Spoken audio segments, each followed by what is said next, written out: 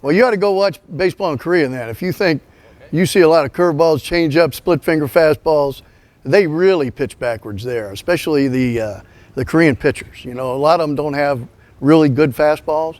I think last year the average velocity fastball in the league was 88 miles an hour. All right? But you see a lot of tenedor, you see a lot of curveball, slider, split. So they feel the pitch. They don't really, now they bring in Americans, you know, a couple starters are going to have power arms, but it's a difference. I think there's somewhat the same holds true here. You're going to see probably more breaking balls. You're going to see them pitch a little bit backwards. But, you know, guys have to adjust. Hitters have to make adjustments. The Mexicans know how to hit here. You know, for the foreign players, they'll figure it out. I mean, Kenneth has played here. He already understands that. You know, we're lucky to have him. You know, the game in the States, especially at the big league level and in professional baseball in general, it's the high velocity fastball. It's high fastballs. You know, I mean, hey, not everybody can throw 100 miles an hour. I mean, even in 2015, I think it was interesting because one of our players came up to me and said, you know, Jason Worth is the player, and he'd been playing a long time in the big leagues. And he said, I've never seen power arms come out of the bullpen like are coming out these days. I mean, it was unreal. Every reliever was darn near 95 to 100, you know. And hey, that's great, but not everybody can throw hard. There's a lot of people that can really pitch. And the thing that we're losing in the United States, I mean, look at some teams, which it's worked for Tampa Bay, it's worked for a lot of teams, starting, you know, a back-end reliever starting the game, you know, only pitching an inning or two. And then what happened to Nolan Ryan, you know, who threw 9 innings, 8 innings, 9 innings, 8 innings, you know, guys that really lengthened the game. It's almost become a thing of the past. So I think, you know, we've lost some of the feel to pitch, some of the pitchability. Some of the guys like the Don Suttons of the world, God rest his soul, that, you know, could really pitch, but maybe didn't throw 100 miles an hour, you know. And I think it's important that we keep that kind of pitcher in the game, and I think those kind of pitchers can be very successful. I mean, there's numerous Mexican pitchers that you could talk about. Armando Reynoso, I mean, you could just go down the line, the ones that have pitched in the big leagues, that really could pitch, you know. Salome Barojas, I mean, could really pitch. That's a really neat thing to watch if you're a fan, you know, instead of saying, wow, that guy throws 98. And so, yeah, so what? He just walked 5 people, right? If it's not in the strike zone, it doesn't matter how hard you throw, right? You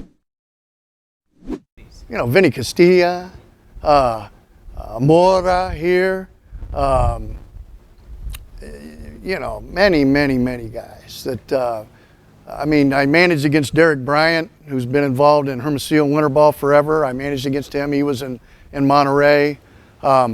It's interesting. I actually talking about, well, you know, I'm not Mexicans necessarily, but I had an American pitcher, and he still may be in this area, but he was my closer, Jeff Perry, and he was tremendous.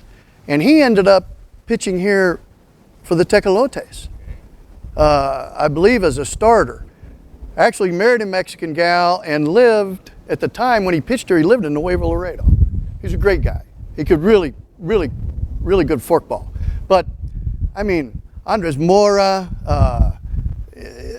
you name it. I mean, there was so many. My guy, Paco Guerrero, my shortstop, was a good player. Many good players. Yeah, the pitching coach is Lyle Yates, comes with great background, was a college coach at one time, was in professional baseball with the New York Mets, Houston Astros, minor leagues, pitching coach, did some managing, ended up going to Japan, spent a lot of time with Bobby Valentine with the Chibilote team, ended up going to Korea with Trey Hillman, was with SK Wyvern's team. So Lyle's had tremendous experience basically everywhere in the world. But this is his first time in Mexico, so it's going to be fun for him. But he's a very quality guy. He's a good pitching coach. Going around the horn, so to speak. Catching coach is a young guy named Brian Kloppe. Brian worked with me in an independent league at one time. Sorry, I read something about him. He was as a player and a manager in Roswell? Yes, in the Pecos League. And actually in Bakersfield, too, won a championship. Okay, yeah, where Juan Martinez is from. Yeah, Yeah, we had Juan's brother with the Nationals, Octavio. Hello, Octavio. Yeah, I know. Anyway, Brian is a good baseball man.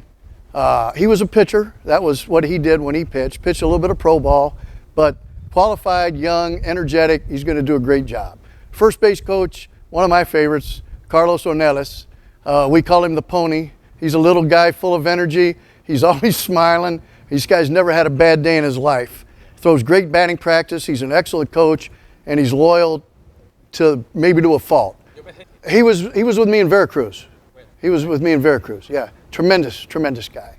Juan Carlos Banandica, third base coach. I don't know him personally, but I've read about him. I do my research. I know he's worked for Aguascalientes, many teams. He and Ornelas actually have, I think, managed in like the Northern League, in the minor leagues, both of them.